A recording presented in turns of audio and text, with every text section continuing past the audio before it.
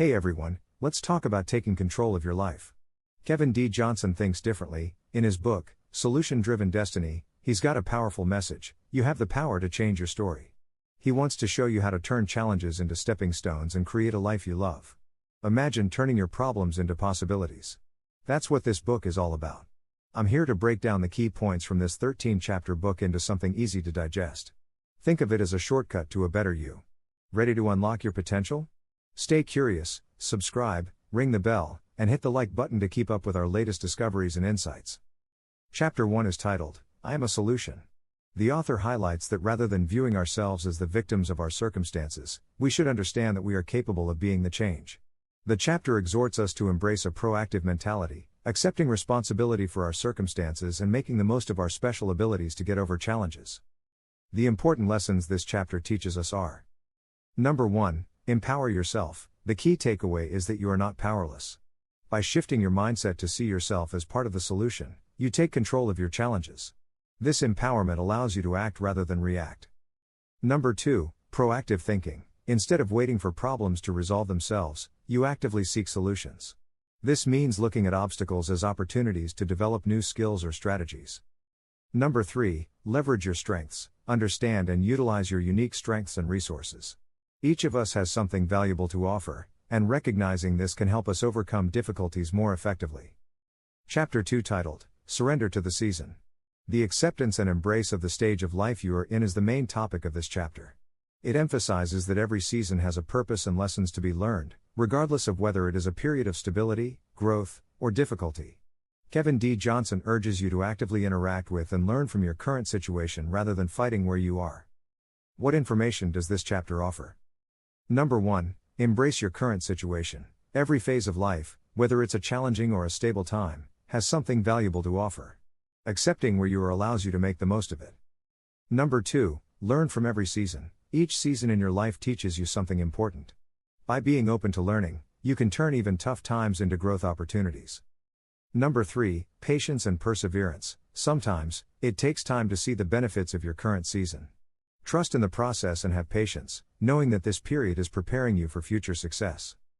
The title of Chapter 3, A Pit, a Prison, a Palace, and a Purpose. It explains how we can find ourselves in a variety of settings, such as palaces of prosperity, prisons of limitation, and pits of despair, and how each is essential to understanding our higher purpose. The chapter exhorts us to see these periods as chances to develop and learn, rather than merely as things to get through. These are a few tactics we should learn. Number 1. Embrace every stage. Whether you're in a pit, a prison, or a palace, each stage has its role in your journey. Embrace these phases as part of your growth process. Number 2. Learn from challenges. Pits and prisons can teach us valuable lessons about resilience, adaptability, and personal growth. Use these experiences to prepare for future successes. Number 3. Recognize the purpose. Understand that each stage is designed to lead you towards your greater purpose. The challenges you face and overcome help shape you into the person you're meant to be. In the title of Chapter 4, There's Always Another Side. The primary idea of the writer is that there is always room for improvement, advancement, or new opportunities. There is a solution for every problem or challenge. The chapter urges us to look past the issues we are facing right now and realize that every situation has the potential to lead to something better. So, what knowledge does this chapter impact on us? Number 1. Shift your perspective. In challenging situations, try to look beyond the immediate difficulties. Seek out the potential benefits or opportunities that might come from the situation. Number 2. Find the silver lining. Every problem or setback has a positive aspect or a lesson that can be learned. Identifying this can help you move forward with a more optimistic outlook. Number 3. Embrace change. Understanding that there's always another side encourages you to be open to change and adaptable to new possibilities that arise from difficult situations. Chapter 5 is titled, After God's Heart.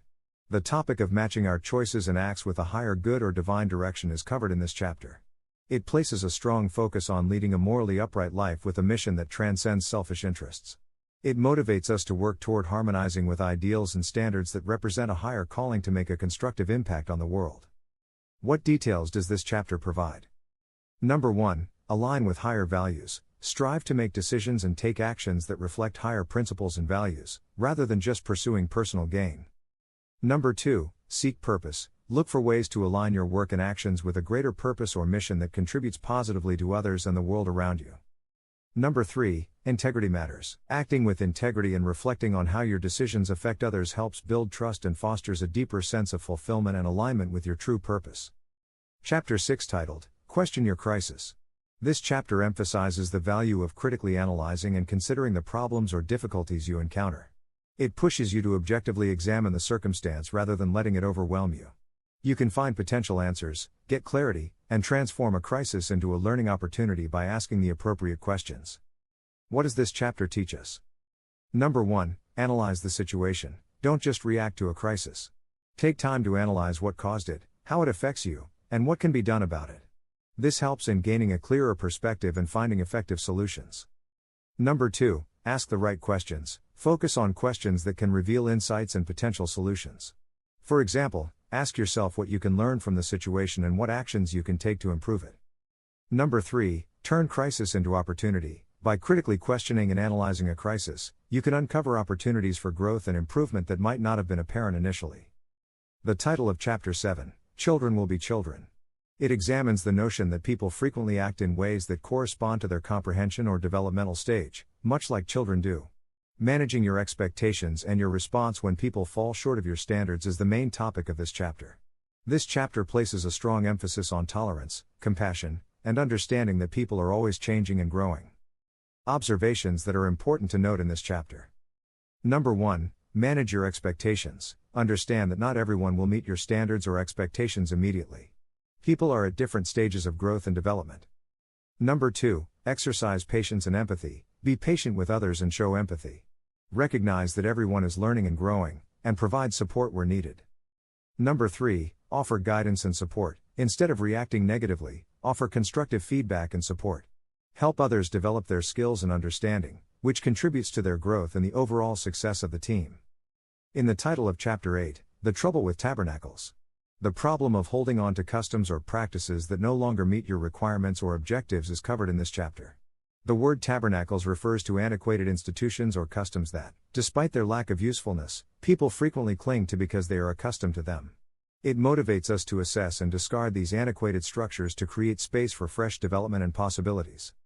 What insights does this chapter provide? Number 1, recognize outdated practices. Identify areas in your life or work where you're holding on to outdated methods or beliefs. These can hinder your growth and effectiveness. Number 2, be willing to change. Embrace change by letting go of old structures that no longer serve you. Being open to new approaches can lead to greater success and innovation. Number 3, adapt for growth. Evaluate your practices and structures regularly to ensure they align with your current goals and needs. Adaptation is key to staying relevant and achieving your objectives.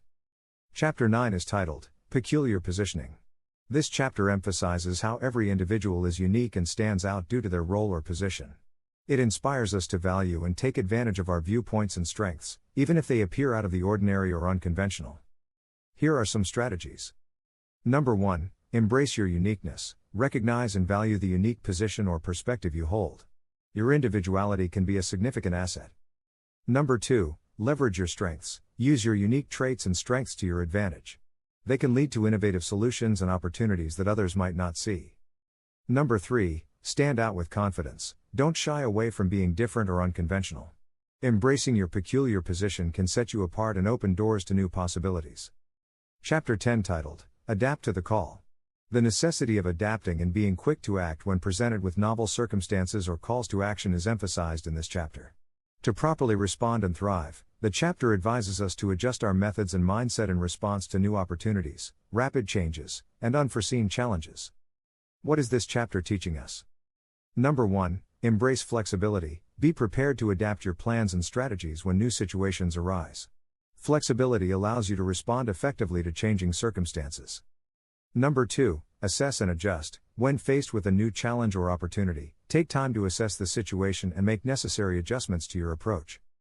Number 3, stay open to change. Being open to change helps you seize new opportunities and handle unexpected challenges with a positive attitude. Every challenge is a chance to grow. Now, don't just sit there. Take what you've learned and start applying it. Your destiny is in your hands. If you enjoyed this video, don't forget to give it a thumbs up, subscribe to our channel, and hit the notification bell so you never miss an update.